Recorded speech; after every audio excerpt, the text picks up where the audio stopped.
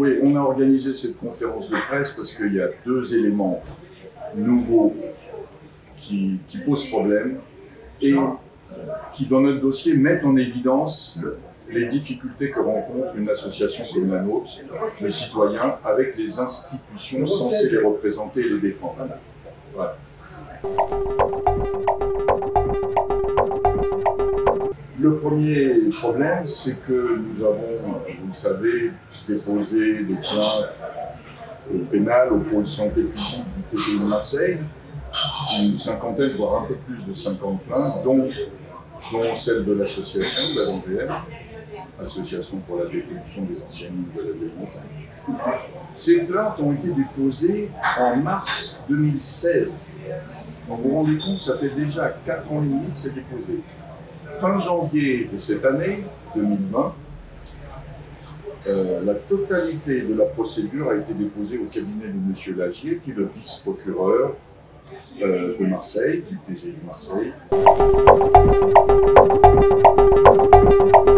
qui lui a dit tout simplement que nous en sommes toujours à l'étape de l'enquête préliminaire. Ça fait 4 ans et demi que ça dure, et on est aussi dans des enquêtes préliminaires effectivement très très longues. Donc, en résumé, cette nonchalance, cette lenteur devient absolument insupportable. On peut même dire que ça s'apparente à du mépris pour les justiciables. Premier élément.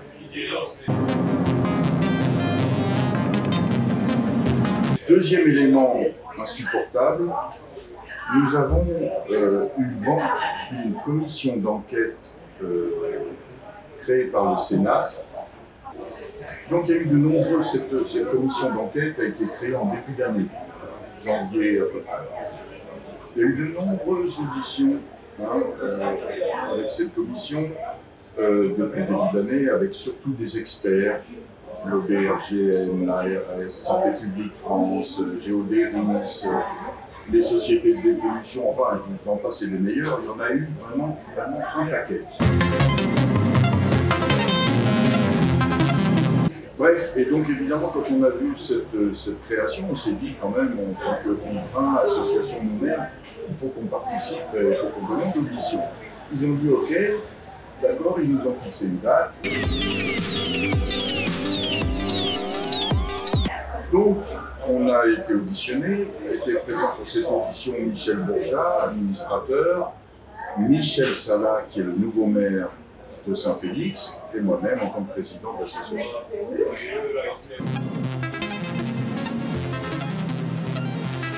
La sénatrice, Gisèle Jourdain, nous a d'abord mis en garde en disant, je vous cite textuellement ces mots, « Il semble qu'une instruction pénale ait été ouverte au pôle santé publique en lien avec la gestion des anciens sites miniers du Gard. » Et elle a rajouté, donc nous avons interdiction formelle d'investiguer des faits concernés par cette instruction.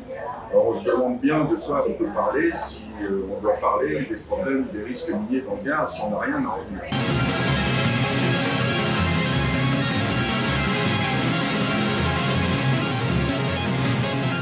Grosse surprise, quand je suis rentré à la maison, j'ai regardé le site du Sénat et j'ai découvert, première découverte, que la veille de notre audition, M. Pierre Van de Brune, qui est le vice-président du MECOR en charge de la sécurité et de l'environnement, avait été auditionné par la même commission d'enquête avec un conseiller juridique du MECOR et qu'il était spécifié sur le site du Sénat que cette audition se déroulait à huis clos et qu'elle ne serait pas publiée.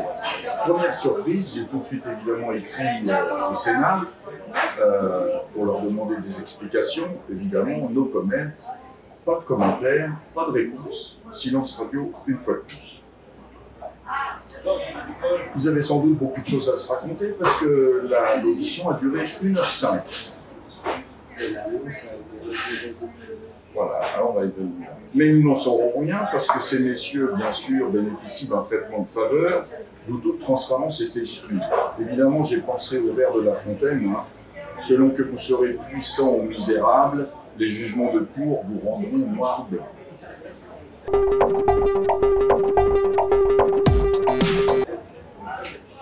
plus, alors que toutes les auditions sont filmées et mises en ligne sur le site, aux surprises, deuxième surprise, on va de surprise en surprise, n'est-ce pas, dans cette situation. Non seulement la note mentionnait l'audition du MICOR à huis clos a disparu, mais en plus notre visioconférence, c'est-à-dire notre audition aussi. C'est-à-dire que nous aussi on passe à la trappe. C'est-à-dire que bon, impossible de retrouver ces liens, vous pouvez chercher sur le Sénat, même dans le programme, parce qu'avant vous affichez le programme pour la semaine, etc. Donc vous aviez toutes ces auditions qui étaient notées. On a disparu, Umicore a disparu, tout le monde a disparu. Il reste que les ministres et les grands experts qui sont auditionnés depuis plusieurs mois. Voilà. De retrouver ces liens, sans doute qu'ils sentent le souffle pour cette commission d'enquête qui n'a rien de transparent, évidemment, finalement, qui fait donc le ménage dans le choix de ses interlocuteurs, les plus gênants étant donc éliminés, en l'occurrence une association de citoyens mobilisés contre la pollution minière. C'est un véritable déni de démocratie, tout simplement. Je pense d'ailleurs, pour finir, et pour ajouter quelque chose d'important, je pense que notre maire, qui aussi faisait partie des auditionnés à cette visioconférence, aura sûrement l'occasion de se manifester pour dire ce qu'il en pense sur ce sujet.